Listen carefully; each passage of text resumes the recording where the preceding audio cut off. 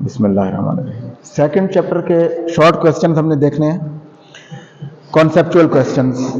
पहला क्वेश्चन है यहाँ पे, is it possible to add 3 vectors of equal magnitude but different directions to get a null vector, illustrate with a diagram. आपने ये बताना है कि अगर आपके पास 3 वेक्टर्स हों जिनका मैग्नीट्यूड सेम हो but directions are different, so is it possible to add these 3 vectors to get a null vector, कि हम इन तीनों को ऐड करें और रिजल्टेंट वेक्टर हमारे पास एक जीरो वेक्टर आ जाए, क्या ये पॉसिबल है? तो इसका आंसर है यस, इट इज पॉसिबल।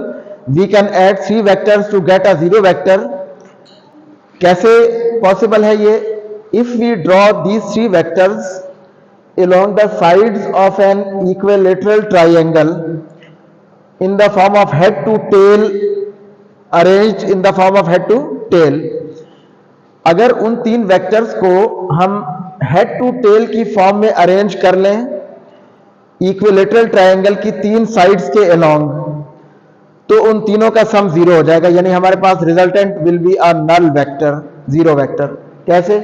अच्छा, इक्विलेटरल ट्रायंगल वो होती है जिसकी तीनों साइड्स की लेंथ सेम होती है, ठीक है, और उसके तीनों एंगल्स भी सेम होते हैं। तो देखें, length of this side, length of this side and length of this side, ये तीनों इक्वल है। मतलब क्या हुआ कि तीनों वेक्टर्स का मैग्नीट्यूड सेम है और डायरेक्शंस डिफरेंट है। तो देखें, डायरेक्शंस डिफरेंट है यहाँ पे तीनों वेक्टर्स की, और हमने इनको कैसे अरेंज किया? देखें, पहला वेक्टर है ए, सो पहले वेक्टर के हेड पे दूसरे की टेल, दूसरे के हेड पे तीसरे की टेल, और तीसरे का हेड हमने इस तरह से ड्रॉ किया कि वो पहले की टेल के साथ कॉन्साइड कर रहा है। अब रिजल्टेंट वेक्टर हम ऐसे ड्रॉ करते हैं कि पहले की टेल को लास्ट के हेड से ज्वाइन करते हैं, वो ऑलरेडी यहां ज्वाइन हुई हुई है। So it means that here the resultant vector is this point, ये पॉइंट है resultant vector, that is the resultant is a null vector, zero vector है। यानी आप इस केस में जब इसकी इक्वेशन लिखेंगे, so A vector plus B vector plus C vector is equal to a zero vector. So this is the diagram जिससे आप इसको एक्सप्लेन कर सकते हैं, ठीक है। तो यहां पे तो कंडीशन ये थी कि इनका मैग्नीट्यूड सेम था, ठीक है, तो हमने इनको एक इक्विलेटरल ट्रायंगल की साइड्स के तौर पे ड्रॉ किया था तीनों वेक्टर्स को, तो उनका सम जीरो था।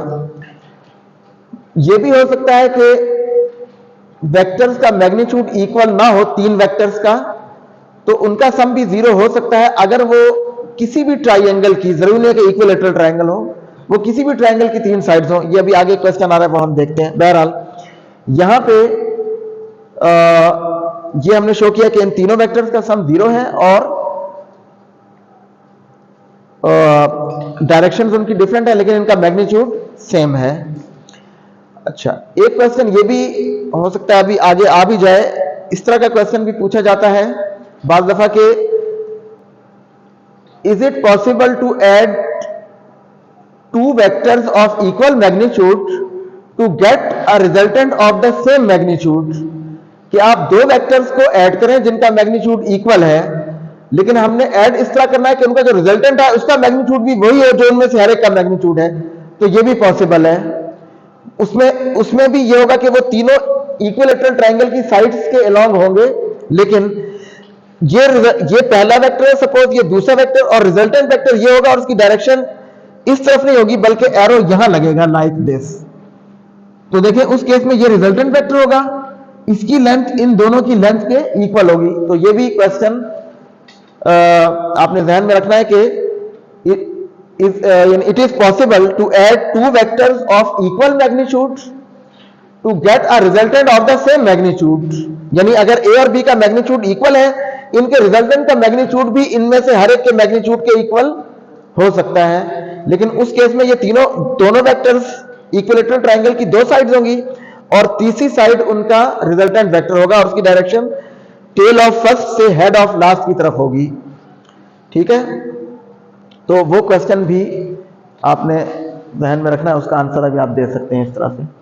सेकंड क्वेश्चन है, कि लिखा हुआ है magnitude of three vectors are 2 metre 3 metre and 5 metre respectively, the directions are at your disposal, can these three vectors be added to yield zero, illustrate with the diagram. अब यहां पे देखें, वो जो मैंने अभी बताया था, तीन वेक्टर है जिनका मैग्नीट्यूड डिफरेंट है, यहां मैग्नीट्यूड सेम था, और गिवन यह कि डायरेक्शंस आप अपनी मर्जी से चूज कर सकते हैं, तो क्या इन तीनों को हम इस तरह से ऐड कर सकते हैं कि जीरो वेक्टर आ जाए इनका resultant vector?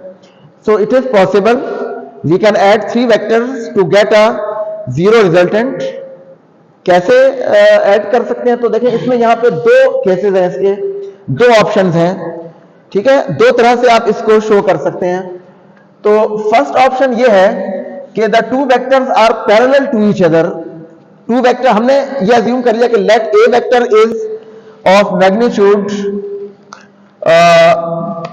2 metre, B vector is of magnitude 3 metre and C vector is of magnitude 5 metre. ये हमने जो गिवन थे उनको हमने नाम दे दिए ए बी सी। अब अगर ए और बी पैरेलल हो एक दूसरे के, तो इनका सम क्या होगा? ए प्लस बी, वो इन दोनों के मैग्नीट्यूड्स का सम होगा, ए का मैग्नीट्यूड प्लस बी का मैग्नीट्यूड, अगर ये पैरेलल है वेक्टर्स। सो क्योंकि गिवन ये कि डायरेक्शन आपकी डिस्पोजल पे, आप कोई भी डायरेक्शन ले सकते हैं। So if A and B are parallel to each other, we will get their resultant a plus b as the length of a plus length of b, और वो कितनी होगी? a की लेंथ 2 और b की 3, तो हो जाएगी 5 मीटर, यानी a प्लस b की जो लेंथ होगी दैट इज 5 मीटर, और c की लेंथ हमें ऑलरेडी गिवन है 5 metre. Now if c is opposite to a plus b, c की डायरेक्शन हमने क्या चूज करनी है? a प्लस b का जो वेक्टर आया था उसके अपोजिट। तो देखिए, अब ये दो वेक्टर्स बन गए जिनका मैग्नीट्यूड इक्वल है और डायरेक्शन ऑपोजिट है। So we can now add these two vectors to get a zero resultant, यानी इस केस में a plus B plus C zero vector आ जाएगा हमारे पास। इस तरह से भी ये जीरो हो सकते हैं। एक ही ऑप्शन है कि a और b एक दूसरे के पैरेलल हो और c उनके अपोजिट हो, then their resultant will be zero, ठीक है। दूसरी ऑप्शन, सेकंड ऑप्शन, वो ये है कि if these three vectors are along the sides of a triangle, जैसे हमने यहां देखा था, लेकिन वो तो इक्विलेटरल ट्राइंगल थी क्योंकि उनके मैग्नीट्यूड सेम थे, यहां पे मैग्नीट्यूड डिफरेंट है। तो हमने इन साइड्स की लेंथ इन वैल्यूज के मुताबिक ड्रॉ करने की कोशिश की है। देखें, ये 5 मीटर को अगर आप स्केल लेके 5 centimetre, 1 metre is equal to 1 centimetre ये कह लें, या अंदाजन हमने देखें ये 5 मीटर की लाइन शो की है सी वेक्टर के लिए, फिर ये 3 मीटर्स की लाइन शो की है बी वेक्टर के लिए, और 2 मीटर्स को ये लाइन करेस्पॉन्ड कर रही है ए वेक्टर। सो फर्स्ट वेक्टर के हेड पे दूसरे की टेल, दूसरे के हेड पे तीसरे की टेल, और फिर तीसरा वेक्टर यहां के पहले की टेल से कॉन्साइड हो रहा है, तो रिजल्टेंट यहां पे भी जीरो है। So this is also possible to add these three vectors to get a zero vector. इस तरह से भी जीरो वेक्टर इनका आ सकता है, इस तरह से भी आ सकता है, तो ये दोनों ऑप्शन हैं। तीसरा क्वेश्चन ये है, what are the units, what units are associated with the unit vectors i j and k. I जे के यूनिट वेक्टर्स के साथ यूनिट्स कौन सी हैं एसोसिएटेड? जैसे फोर्स की यूनिट न्यूटन होती है, लेंथ की मीटर होती है, तो आई जे के यूनिट वेक्टर्स की यूनिट क्या है? तो हमने जब यूनिट वेक्टर को डिफाइन किया था तो हमने कहा था unit vector is a vector whose magnitude is 1 and it has no dimensions। इसकी डायमेंशन नहीं होती। क्यों? क्योंकि ये यूनिट वेक्टर, वेक्टर को हम उसी वेक्टर के मैग्नीट्यूड से डिवाइड करते हैं तो यूनिट वेक्टर आता है। यानी अगर फोर्स है तो फोर्स वेक्टर न्यूटन में होगा, उसका मैग्नीट्यूड भी न्यूटन में होगा, तो न्यूटन न्यूटन कैंसिल हो जाएंगे, यूनिट कोई नहीं होगी। उसको यूनिट वेक्टर हम इसलिए कहते हैं क्योंकि उसका मैग्नीट्यूड यूनिटी होता है 1, that's why it is called unit vector। So as I, J and K are unit vectors and unit vector is a dimensionless vector, so there are no units for these vectors I, J and K। ठीक है, अगला question है question 4, can a scalar product of two vectors be negative? Provide a proof and give an example. क्या दो vectors का scalar product यानी dot product negative हो सकता है? तो इसका आंसर है yes, scalar product of two vectors can be negative, ये नेगेटिव हो सकता है। प्रूफ कैसे करेंगे? देखें, ए डॉट बी हमारे पास होता है A into B into cos of theta, magnitude of A into magnitude of B into cos of the angle between them.